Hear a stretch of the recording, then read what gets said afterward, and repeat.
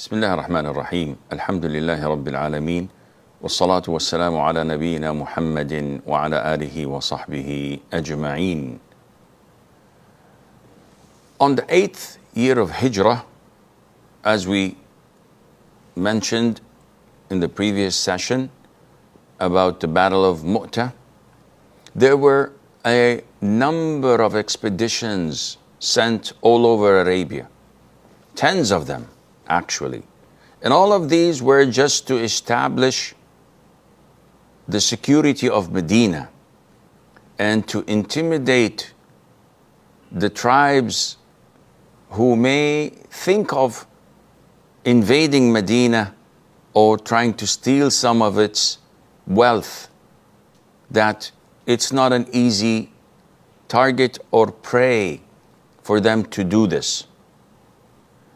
Now, if you recall, when the Treaty of Al-Hudaybiyah was signed, one of these conditions was that whoever wants among the tribes of Arabia to take sides, whether to the Muslims or to the disbelievers, that they may do so. But they would fall under the treaty as well. So they would not fight one another, or that would be betrayal and a breach of the treaty. So Banu Bakr took the side of Quraysh, while Khuza'ah took the side of the Muslims.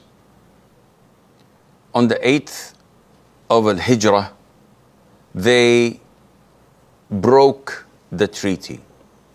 Banu Bakr, because of the feud they had accumulated over the past years between these two tribes, and there was blood between them, saw a chance to attack. So they raided Khuza'ah and they started killing them.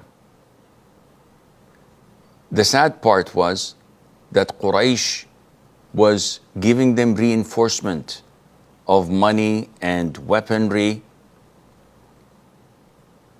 and Banu Khuza'ah ran from their tribes and went into the sanctuary of the Haram, and it did not deter Banu Bakr from pursuing them and following them and killing them.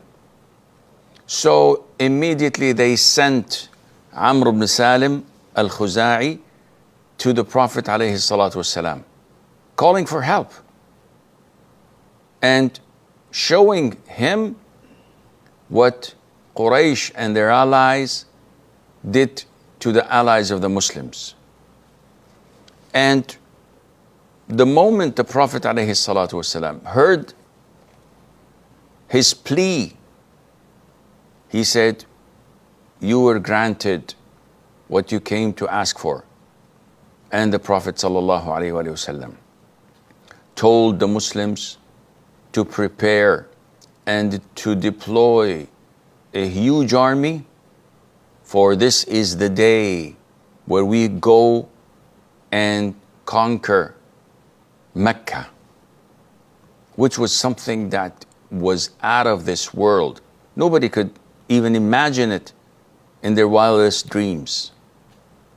And the Prophet made dua that Allah Azza wa Jal keeps their information away from Quraysh, so that they are not prepared until the Muslims are at their doorsteps. And the Prophet ﷺ deployed the Muslims and all those tribes willing to come and participate. And an army of 10,000 strong men started to march to Mecca. And that was in the month of Ramadan. When the Prophet ﷺ and the Muslims reached close to Mecca, Abu Sufyan came and accepted Islam. along with other dignitaries who previously accepted Islam as well, such as Khalid ibn al-Walid and Amr ibn al-As, and many, few months back, Al-Abbas ibn Abd al-Muttalib, the uncle of the Prophet ﷺ, also accepted Islam before the army reached Mecca. And the Prophet ﷺ, as a gesture of goodwill, because he knew that Abu Sufyan, being the leader of Quraysh, wanted something to boast about as part of his ego. So the Prophet said, alayhi salatu wasalam, to him to announce to the people of Mecca, whoever enters the house of Abu Sufyan, he's safe. And who would enter the house of Abu Sufyan from the whole community? His house is this small, but just to mention his name. Whoever enters the masjid, he's safe. Whoever enters his own home, he's safe.